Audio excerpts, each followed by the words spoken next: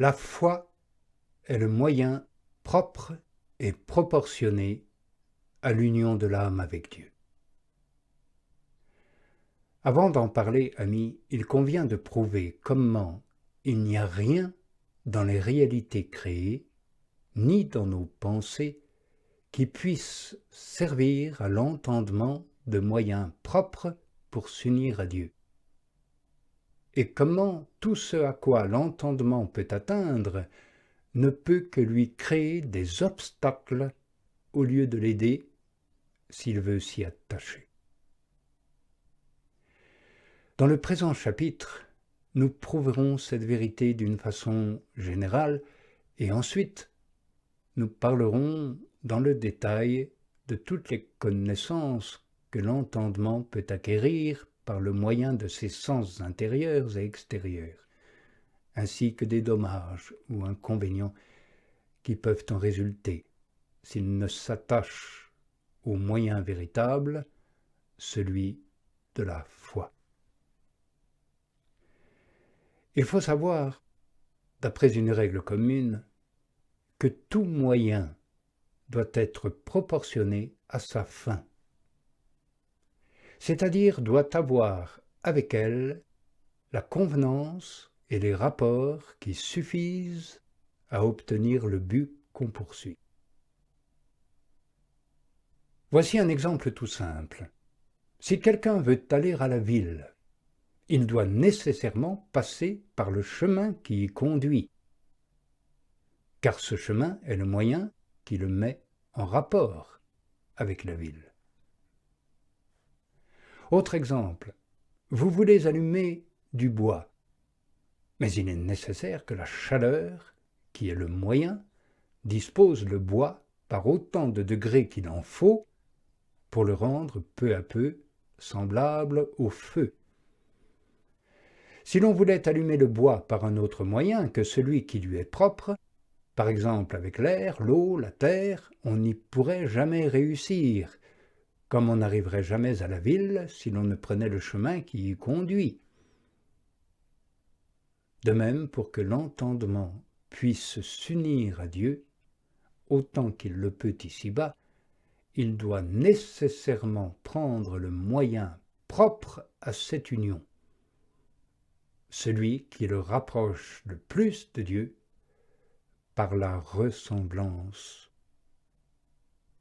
Or, nous devons remarquer que, parmi toutes les créatures supérieures et inférieures, il n'en est aucune qui soit un moyen proche d'union à Dieu, ou qui ait de la ressemblance véritable avec son être.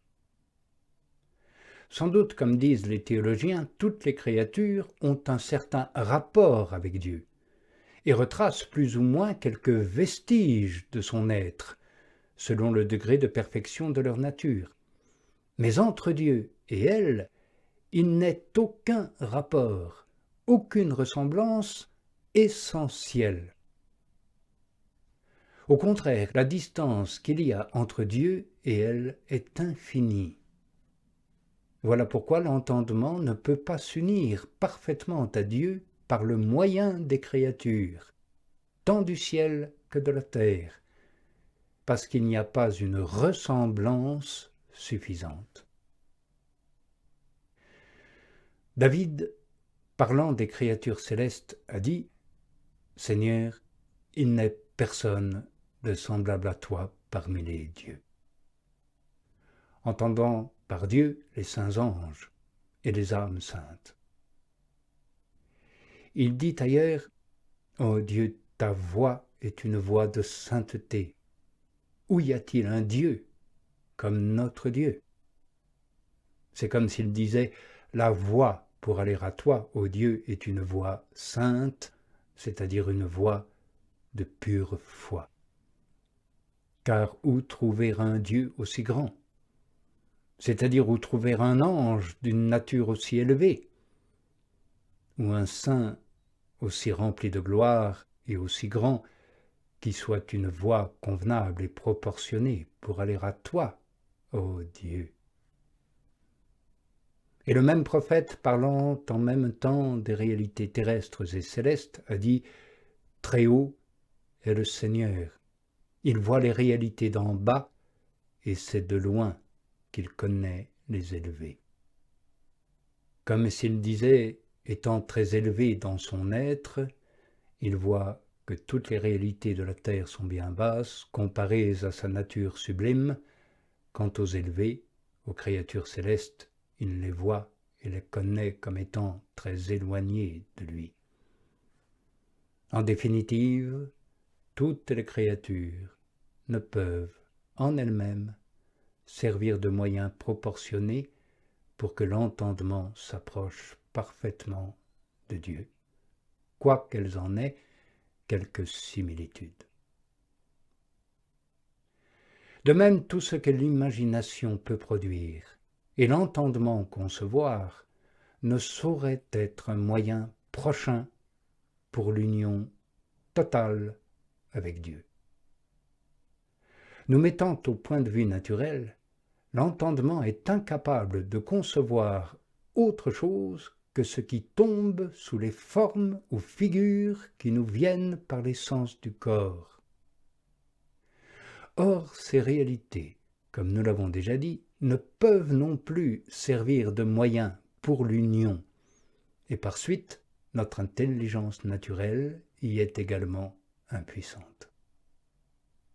Si nous parlons de notre intelligence surnaturelle, autant qu'on peut l'avoir en cette vie, nous devons savoir que notre entendement, tant qu'il est dans la prison du corps, n'a ni disposition, ni capacité pour recevoir en lui-même et par lui-même la claire connaissance de Dieu.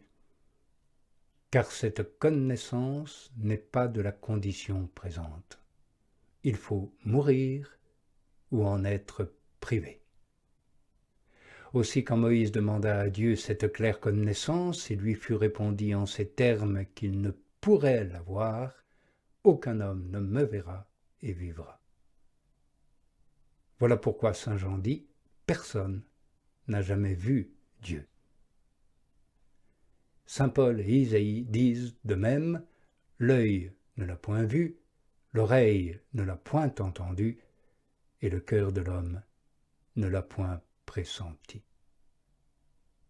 Tel est le motif pour lequel Moïse n'osait regarder le buisson ardent, où Dieu manifestait sa présence.